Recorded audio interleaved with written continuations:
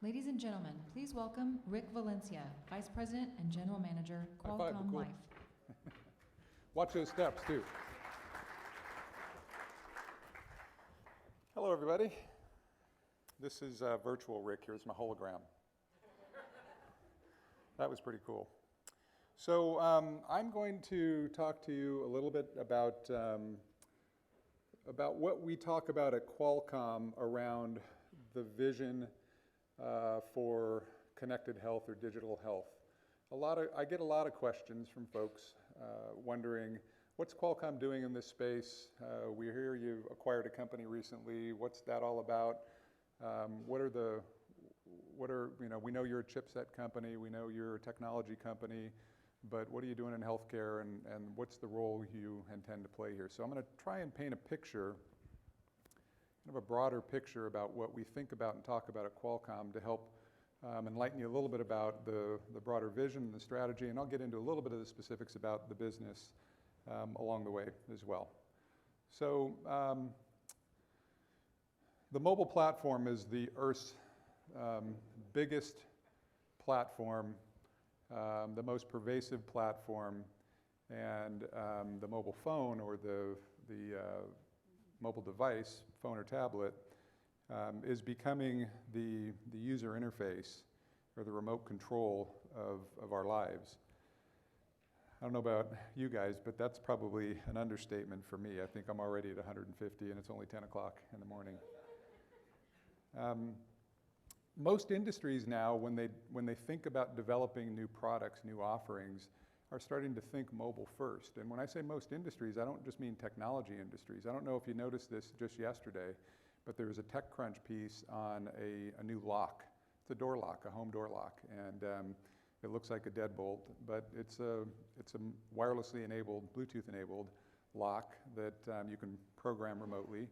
And when someone walks up, whether it's your family or you've invited dinner guests over for the night, they open the door when they walk up to it. So most technologies now are thinking mobile first, and they're building, and even industries, they're building around the architecture of mobile technologies. And we think that healthcare deserves the same, and we think that healthcare can substantially benefit from the scale that the mobile network brings, from this always connected, always on experience that you have with mobile. So our vision at Qualcomm Life is to mobilize healthcare. We're not going to be a healthcare company. We're not going to provide care solutions or services. We're not going to diagnose anything. We're going to build the wireless health network, the superhighway, if you will, that the health solutions can be built on top of, so that you folks who are in the healthcare business that are delivering care solutions don't have to worry about that, and that doesn't have to be built over and over and over again. Our broader vision is a world with healthcare anytime, anywhere, and by that what we mean is that we think that healthcare and the way that you manage your health and the way that you're diagnosed and the way that you might be monitored in the event that you need that will be something that is very pervasive and happens day in and day out, and happens for the most part in the palm of your hand. So Qualcomm Life launched as a wholly owned subsidiary a year and a half ago, and we launched with 40 ecosystem partners that have now amounted, and we launched just in the US, and we now have over 250 ecosystem partners, and we're open in 35 countries around the world, US, Canada, and most of Europe. I'm not going to get into a lot of detail on this, but I'm going to tell you we do the blue part. The side on the left and the side on the right, the left is the devices, the medical devices and the sensors. We're solving the interoperability problem. We're then making sure the data gets from patients back to the right, which is most of the solutions that you provide. And it's getting it back into those solutions, getting it back in a way that it's actionable for a caregiver. We recently acquired a company by the name of Healthy Circles, and it sounded to people a little bit more like we were kind of going deeper into real healthcare. Well, that's not the way we look at it. We look at it as creating more connections, more pathways for the data. If you think of a patient chart in a hospital or a doctor's office, and the old paper charts, as I get older, mine gets fatter and fatter when I go in. You know, those are being converted into the EMR within the confines of the hospital or the doctor's office. Well, once someone's discharged, there really isn't such a thing. And so what Healthy Circles has done is basically created that patient chart outside of the walls of the hospital and the doctor's office, and created the connections between all of the relevant parties so that more data can flow more seamlessly, more and securely between the relevant parties in the care team, whether it's the patient and their family and the doctor and the pharmacy, the dietitian. And so we see it as creating more of that superhighway, more of the connections between the relevant parties, so that our partners, our ecosystem partners, can provide their solutions more easily in kind of an enterprise-grade environment. And it puts the patient in the middle. That's probably the most important thing. So while an EMR is bounded by the walls of the facility, Healthy Circles puts the patient in the center and in charge.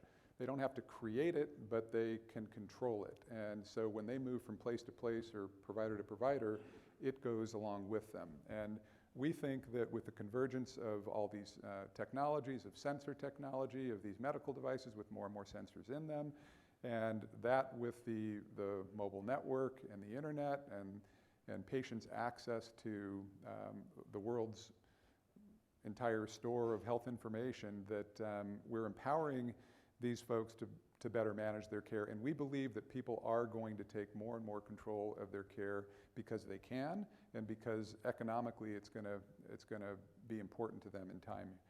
And don't tell me that there are no business models. Granted, we have a lot of work to do, a lot of us in here, to figure out the right model for each of us. But there are a lot of companies.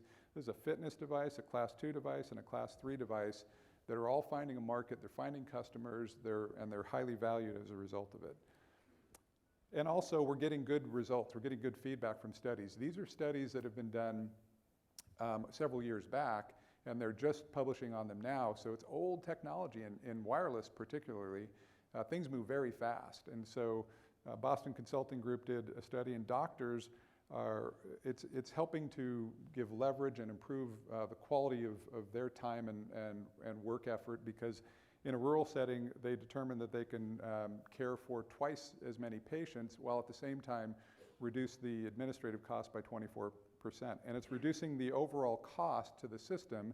The VA's study showed substantial improvement that resulted in $2,000 a year cost savings on a per patient basis, and patients' lives as well. It's improving the quality of life and extending the life of patients, as shown by the NHS study in the UK that resulted in them determining that they're going to put 3 million people on one of these programs. So what's happening is we see this convergence in the same way that today I use my phone. If there's an important image that I want to capture, I'll take a picture. If I need to communicate with my family, I'll text or I'll call them. But I don't call this my M camera.